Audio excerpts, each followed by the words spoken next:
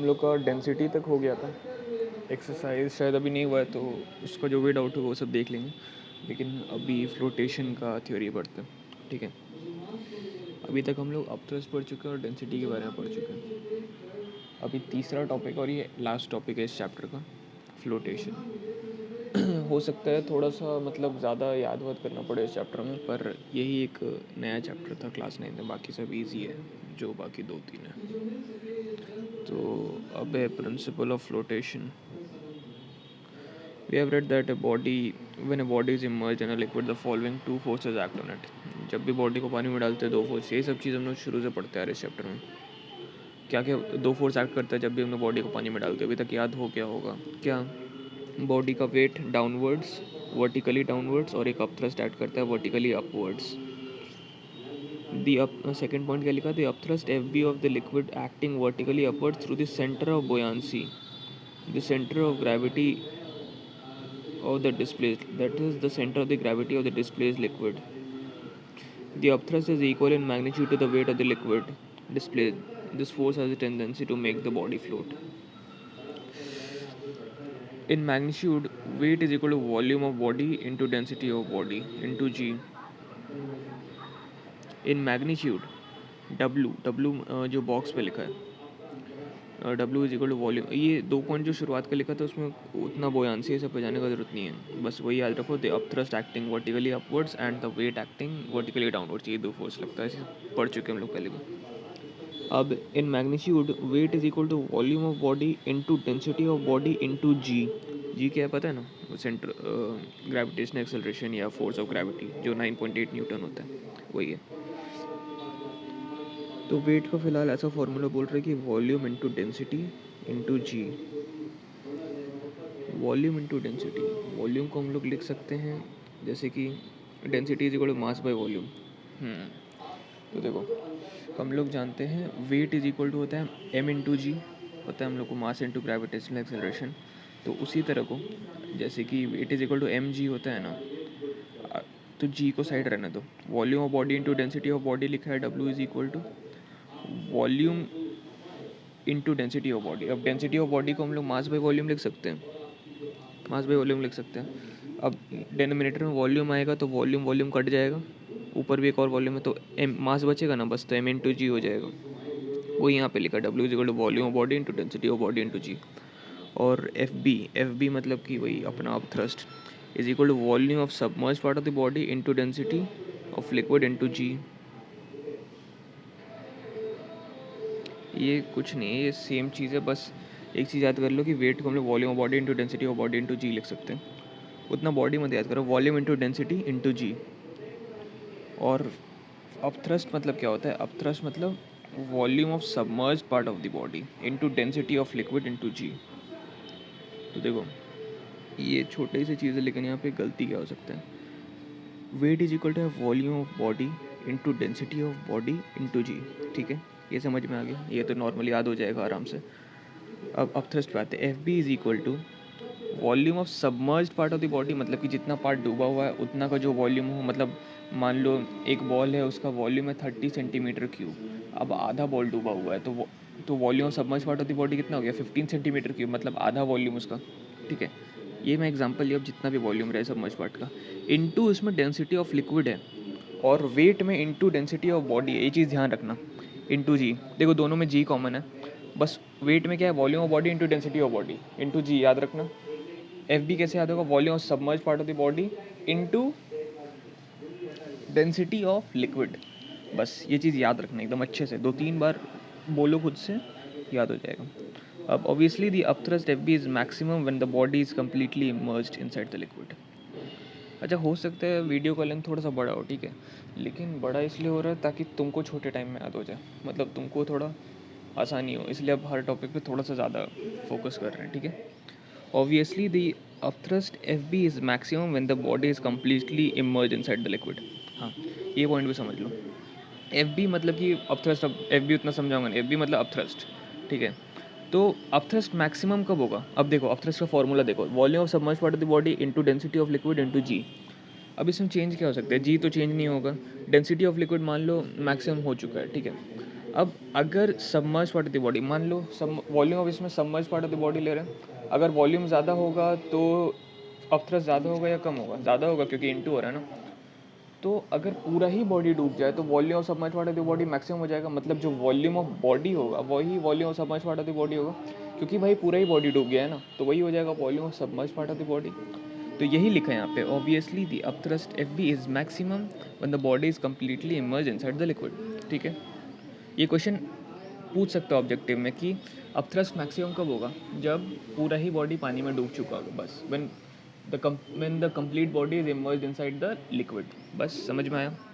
अब depending upon whether the maximum upthrust Fb is less than equal to or greater than the weight, the body will either sink or float in liquid। So we'll consider three cases W। देखो, अब बात है कि body डूबेगा, float करेगा, या फिर क्या और कोई ऑप्शन है क्या? इको, मतलब कि वहीं पे तैरेगा, मतलब कुछ इस तरह का। ठीक है, जो भी हम लोग पढ़ते हैं तीनों चीज़। तो ये अब कब होगा? ये हम लोग पहले भी पढ़े थे मेरे ख्याल से। तो इसका 3 केस है। देखो, बॉडी पे दो फोर्स तो दो ही लग रहा है, वेट और अपथ्रस्ट। तो पहला केस है when weight is greater than upthrust. और अपथ्रस्ट क्या होता है? Weight of the liquid displaced होता है ना, weight of the liquid displaced by the object, हम लोग पढ़े थे ना आर्किमिडीज प्रिंसिपल में। Upthrust is equal to the weight of the liquid displaced by the object. जिस भी ऑब्जेक्ट को पानी में डाले वो कितना वेट का लिक्विड डिस्प्लेस किया, वही होता है उसका, वही अपथ्रस्ट के बराबर हो जाता है। ये चीज़ क्लियर है ना एकदम? ये चीज़ एकदम गलती से भी नहीं बोलना है, आर्किमिडीज प्रिंसिपल यही था। ठीक है, तो फर्स्ट केस पढ़ते हैं, when weight is greater than upthrust. मतलब कि वेट क्या होता है? जो नीचे के डायरेक्शन में लग रहा है। अब नीचे के डायरेक्शन का फोर्स ज़्यादा है और ऊपर के डायरेक्शन वाला फोर्स कम है। तो अब खुद विजुअलाइज़ करो, अगर हम लोग बुक अभी छोड़ दो, खुद विजुअलाइज़ करो, अगर कोई ऑब्जेक्ट को हम लोग पानी में डालें और उसमें जो नीचे के डायरेक्शन में फोर्स लग रहा है, जो कि वेट होता है, अगर वो ज़्यादा है और जो ऊपर के डायरेक्शन में अपथ्रस्ट लग रहा है वो कम है, तो क्या होगा? बॉडी फ्लोट करेगा या डूबेगा या क्या होगा? सोच लो खुद से। ठीक है, डूबेगा, क्योंकि नीचे का डायरेक्शन में फोर्स ज़्यादा है ना। तो पढ़ते हैं, in this case the body will sink. चलो पहले लाइन लिखते हैं, the apparent weight of the body. Apparent weight मतलब the weight of body inside liquid. तो ये चीज़ पता है ना, weight of body inside liquid थोड़ा सा कम हो जाता है अपथ्रस्ट सबकी वजह से। तो वही लिखा है, apparent weight of the body as measured by the spring balance is vertically downwards, the density of solid is greater than this is the case when density of solid is greater than density of liquid।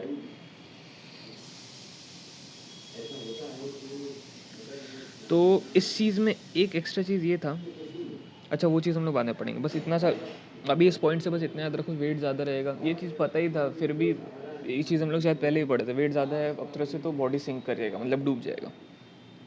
Second point देखते हैं, when weight is equal to the upthrust.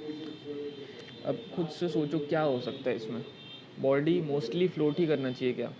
जब दोनों direction में force equal ही है तो क्या होना चाहिए? देखते हैं। In this case the body will flow just below the surface of liquid as shown. देखो इसमें ना बुक में फिगर देखो कैसे कैसे फ्लोट कर रहा है, मतलब just below the surface, just पानी का जो सरफेस है ना, जस्ट उसके नीचे बॉडी का अपर पार्ट टच कर रहा है, उस तरह से फ्लोट करेगा। ठीक है, ऐसे तुम्हारे दिमाग में भी क्लियर रहेगा, ये फोटो एकदम दिमाग में बसा लो। इसी तरह से होगा जब वेट और अपथ्रस्ट बराबर होगा। ठीक है, here the apparent weight of the body will be zero. इस केस में apparent weight of the body zero रहेगा। ठीक है, क्यों ज़ीरो रहेगा वो समझ में आया? अच्छा, ये एपरेंट वेट होता क्या है पता है? अरे ये चीज़ सुनो सुनो सुनो, सबसे इम्पोर्टेंट बात, बुक में इसी जगह पे इसी जगह पे, मतलब कहीं पे भी खाली जगह पे पेंसिल से लिख लो, apparent weight of the body is equal to weight minus upthrust. ठीक है, apparent weight of the body is equal to weight minus upthrust. अब पहला केस पे चलो, पहला केस में बताओ एपरेंट वेट क्या होगा? पहला केस में एपरेंट वेट क्या होगा? एग्जैक्ट वैल्यू तो वेट माइनस अपथ्रस्ट, और एग्जैक्ट वैल्यू तो नहीं बता सकते, लेकिन पॉजिटिव होगा। क्यों पॉजिटिव होगा? क्योंकि तुम्हारा वेट ज़्यादा है और अपथ्रस्ट कम है, तो वेट माइनस अपथ्रस्ट पॉजिटिव ही वैल्यू देगा ना। अब दूसरे केस में आते हैं, दूसरे केस में एपरेंट वेट क्या होगा? Wait minus upthrust, wait minus upthrust होगा। अब बताओ कि एपरेंट वेट इस केस में क्या हो जाएगा? क्या हो जाएगा? Apparent weight is equal to weight minus upthrust, और यहाँ पे वेट और अपथ्रस्ट बराबर है, तो क्या हो जाएगा एपरेंट वेट? ज़ीरो। तो यही यहाँ पे लिखा है the apparent weight of the body is zero. ये बहुत इंपॉर्टेंट चीज़ है। Apparent weight is equal to weight minus up thrust. ये फॉर्मूला रट लो एकदम, ठीक है। तो ये केस समझ में आ गया ना, वेट और अप थ्रस्ट जब बराबर होगा तो किस तरह से बॉडी फ्लोट होगा। अब जब वेट अप थ्रस्ट से कम होगा, इस केस में भी हम लोग देख लेते हैं। पहले एपरेंट वेट समझ लो क्या होगा। Apparent weight is equal to weight minus up thrust. अब अप थ्रस्ट ज़्यादा है, वेट कम है, तो एपरेंट वेट क्या होगा? नेगेटिव होगा, पॉजिटिव होगा, इक्वल होगा, ज़ीरो होगा, नेगेटिव होगा। क्यों? क्योंकि अप थ्रस्ट ज़्यादा है ना। समझ में है ना ये चीज़? कॉपी में नहीं तो लिख के देख लो, ऐसे तो बुक में लिखना ही है, तो वहाँ पे देख लो। अप थ्रस्ट ज़्यादा होगा तो नेगेटिव आ जाएगा ना वैल्यू एपरेंट वेट का। तो वही है, the weight of the body is less than the weight of the liquid displace bye it. वही लिखा है जब वेट कम हो अप थ्रस्ट से, तो मतलब कि wait of the body is less than the weight of the liquid displace bye the body. Weight of the liquid displace bye the body मतलब क्या है? Up thrust. ये चीज़ क्लियर है ना? हर बार ये चीज़ बता रहे, क्योंकि इसलिए बता रहे क्योंकि ये चीज़ में गलत थोड़ा भी कन्फ्यूजन नहीं रहना चाहिए। अप थ्रस्ट वही होता है जो wait of the liquid displace करता है वो ऑब्जेक्ट पानी में जाने के बाद, ठीक है। तो इस केस में क्या होता है? This is the body floats partially above and partially below the surface of the liquid. Figure देख लो किस तरह से, मतलब partially above partially below float करता है। केस 2 केस 3 दोनों में फ्लोट करता है, लेकिन केस 2 में स्पेशल केस रहता है जो just below the surface float करता है। और ये केस 2 में अगर एग्जाम में लिखना होगा तो ऐसे लिखना होगा। द देखो जैसे लिखा है इन सेकंड केस में, जैसे लिखा है एग्जैक्टली उस तरह से लिखना। The body will flow just below the surface of liquid, exactly इस तरह से, ठीक है। केस 3 में the body floats partially above and partially below the surface of liquid. ये लाइन याद रखना है, ठीक है, थर्ड केस के लिए। फर्स्ट केस में कुछ नहीं था, द बॉडी विल सिंक, बस। अब इसमें क्या है? Only that much portion of the body get submerged by which the weight of the displaced liquid becomes equal to weight of the body.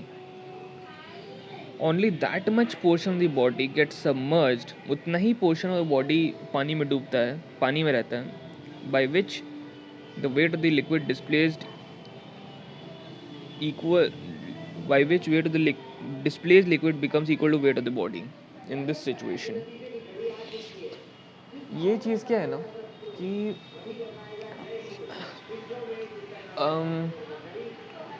ये पता है अगर देखा जाए ना तो बकवास लिखा है, क्योंकि ये चीज़ हम लोग को पता है और यहाँ पे इतना इसको मेंशन करने की ज़रूरत नहीं था, लेकिन लिखा क्या है वो बता देता हूँ मैं। बॉल है 30 सेंटीमीटर क्यूब का बॉल है, 20 सेंटीमीटर क्यूब का बॉल पानी में डूबा हुआ है, ठीक है। 20 सेंटीमीटर क्यूब का बॉल पानी में डूबा हुआ है, मतलब 10 सेंटीमीटर क्यूब ऊपर है और 20 सेंटीमीटर क्यूब का वॉल्यूम नीचे है बॉल का। तो यहाँ पे वही लिखा है कि 20 सेंटीमीटर क्यूब का लिक्विड डिस्प्लेस हुआ होगा ना बॉल के बाद, बॉल डालने के बाद। तो वही लिखा है 20 सेंटीमीटर क्यूब जितना लिक्विड डिस्प्लेस हुआ उतना ही बॉल पानी में होगा, उतना ही बॉल का हिस्सा पानी के अंदर होगा। ये चीज़ समझ में आया? जितना लिक्विड डिस्प्लेस हुआ उतना, जितना वॉल्यूम का लिक्विड डिस्प्लेस हुआ उतना ही ना बॉल का वॉल्यूम नीचे होगा, उतना ही बॉल का वॉल्यूम नीचे होगा। ये चीज़ हम लोग पहले भी पढ़ चुके हैं, ये फालतू यहाँ पे मेंशन किया है। और ये उस तरह एग्ज़ाम में लिखने का ज़रूरत नहीं है। अगर बहुत ज़्यादा नंबर का आ गया, 5-6 नंबर का आ गया तो लिख दो, कोई दिक्कत नहीं है, क्योंकि ये चीज़ पता है। अगर क्लियर नहीं है तो फिर पूछ लेना हमसे याद से। और सुनो एक चीज़ और, जैसे कि अभी वीडियो देख रहे हो तो हो सकता है किसी पॉइंट में डाउट है, किसी पॉइंट में आए, तो उस जगह को पेंसिल से मार्क करो, आगे बढ़ो, उस जगह को पेंसिल से मार्क करो, आगे बढ़ो, और फिर एट द एंड जितना डाउट रहता है सब एक साथ पूछ लिया करो। डाउट नहीं रहे तो ठीक है, रहे तो जो भी रहे पूछ लिया करो। और डाउट क्लियर होगा तभी कंसेप्ट बनेगा, ठीक है। तो डाउट छोड़ना मत, जो भी हो पूछ लिया कर। अब इसमें से और कुछ याद करने की ज़रूरत नहीं था। अब क्या लिखा है यहाँ पे? Weight of body is equal to weight of liquid displaced by submerged part of the body. Weight of body is equal to weight of liquid displaced by submerged part of the body. Apparent weight of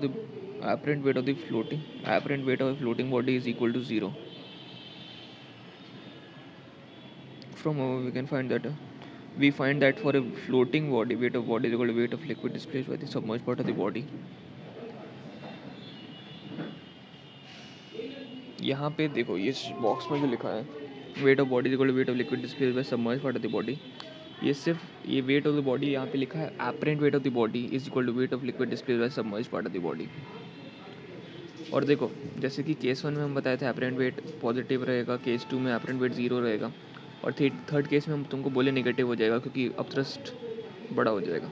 लेकिन ये सिर्फ calculation wise है, wait कभी negative नहीं हो सकता, ठीक है। तो थर्ड केस में भी एपरेंट वेट ज़ीरो ही होगा, नेगेटिव है मतलब समझ लो ज़ीरो होगा। अब इसमें ज़्यादा क्वेश्चनिंग मत करना क्योंकि ये बहुत आगे की चीज़ है, तो इसको सीधा समझ लो नेगेटिव है मतलब ज़ीरो हो जाएगा एपरेंट वेट, ठीक है। अब this is the principle of flotation, ये एग्जैक्टली ये लाइन याद कर लेना है जो बॉक्स में लिखा है। According to the principle of flotation the weight of the floating body is equal to weight of the liquid displaced by the submerged part. According to the principle of flotation the weight of the floating body, जितना जो body float कर रहा है, जैसे example देते ना ball का 20 centimetre cube नीचे है, 10 सेंटीमीटर के ऊपर है, तो 20 सेंटीमीटर क्यूब ही फ्लोट कर रहा है। तो यहाँ क्या लिखा, weight of floating body, weight of the floating body is equal to weight of the liquid displaced by the submerged part. देखा जाए तो ये चीज़ हम लोग पहले भी पढ़ चुके हैं, लेकिन फिर से पढ़ रहे हैं, तो समझ लो एक प्रिंसिपल है फ्लोटेशन का, और ये चीज़ याद करने में टाइम नहीं लगना चाहिए, सीधा सा बात है यार। The weight of the floating body is equal to weight of liquid displaced by the body submerged part, displaced by its submerged part, displaced by body मत लिखना, displaced by submerged part of the body, ठीक है। समझ में आया होगा। अभी काफ़ी बड़ा हो गया तो वीडियो, तो अब नेक्स्ट पार्ट में आगे देखते हैं, ठीक है। ईजी है, अब एप्लीकेशन और एप्लीकेशन ईजी है, मज़ा भी आए शायद, और ईजी है समझने में, ठीक है।